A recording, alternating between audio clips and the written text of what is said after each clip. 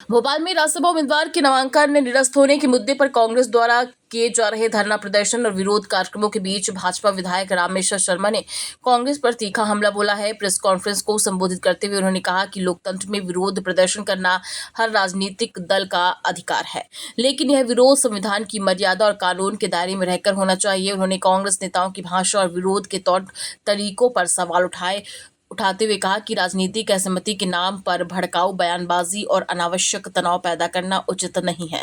रामेश्वर शर्मा ने स्पष्ट रूप से कहा कि राज्यसभा उम्मीदवार का नामांकन निरस्त होना किसी राजनीति, दबाव, षड्यंत्र या पक्षपात का परिणाम नहीं है, बल्कि कांग्रेस की अपनी लापरवाही, दस्तावेजी त्रुटियों और नियमों का पालन न करने का नतीजा है। उन्होंने कहा कि निर्वाचन प्रक्रिया पूरी तरह नियमों और कानूनी प्रावधानों के तहत संचालित होती है और संबंधित अधिकारियों ने उपलब्ध दस्तावेजों के आधार पर निर्णय लिया है। शर्मा ने कांग्रेस को आत्ममंथन करने की सलाह देते हुए कहा कि अपनी कमियों को स्वीकार करने के बजाय भाजपा और प्रशासन पर आरोप लगाना लोकतांत्रिक परंपराओं के अनुरूप नहीं है।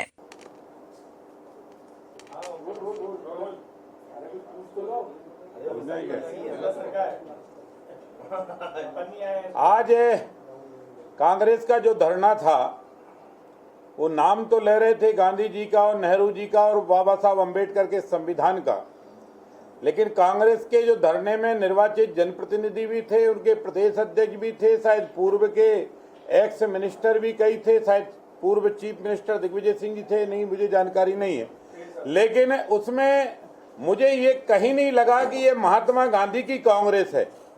जिस तरह की बदतमीजी और ओछी भाषाओं का वहां उपयोग किया गया, जिस लोकतंत्र के लिए संपूर्ण कांग्रेस कहती है कि हमारे पूर्वजों ने कुर्बानी दी, तो मैं उन पूर्वजों की कुर्बानी को कांग्रेसियों को याद दिलाने कहना चाहता हूं कि निर्वाचित मुख्यमंत्री के बारे में तुम्हारे जो व्यक्ति ने, जनप्रतिनिधि ने जो भाषा का इस्तेमाल किया है, क्या ये बाबा साहब अम्बेडकर का संविधान इसकी आपको अनुमति देता है?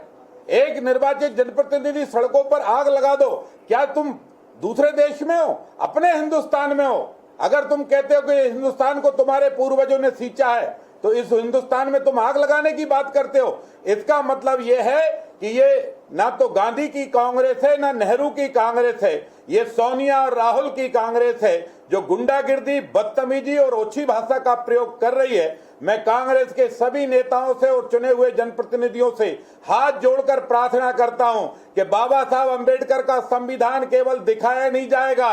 अगर तुमने बदतमीजी नहीं बंद नहीं की और इस तरह की छोटी और ओछी भाषा का और आग लगाने और भाषा जैसे का आपने उपयोग किया, तो यही बाबा साहब अम्बेडकर के संविधान के मुताबिक केस भी रजिस्टर होंगे।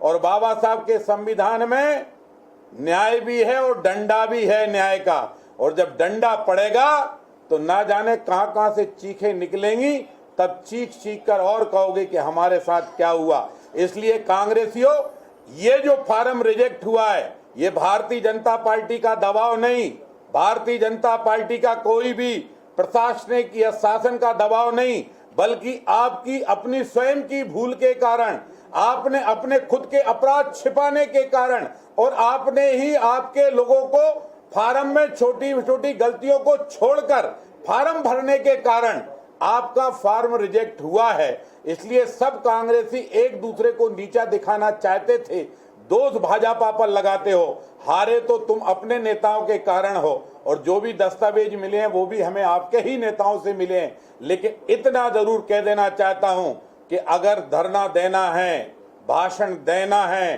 तो बाबा साहब और संविधान के अनुसार दीजिए। अगर आपने चुने हुए मुख्यमंत्री या चुनी हुई सरकारें या किसी भी आम नागरिक के खिलाफ भी बदतमीजी का भाषा का उपयोग किया, तो केस भी रजिस्टर्ड होंगे, कार्रवाई भी होगी और फिर बंद भी होगे, जेल भी जाओगे। आग तो सड़कों पर नहीं लगेगी, लेकिन आग लगाने वाले हाथों को जरूर हथकड़ी डालकर जेल में डाला जाएगा। इसलिए मेहरबानी करिए, बाबा साहब अम्बेडकर का संविधान केवल दिखाइए नहीं, बल्कि इसको पढ़िए भी। और मैं फिर कहना चाहता हूं कि ये राहुल और सोनिया की कांग्रेस हिंदुस्तान में नए जो है अर्बन नक्सलाइट खड़ा करना चाहती है। उसकी भाषा आज कांग्रेस की क्या शायद उपवास की सभा के भाषणों में दिखा।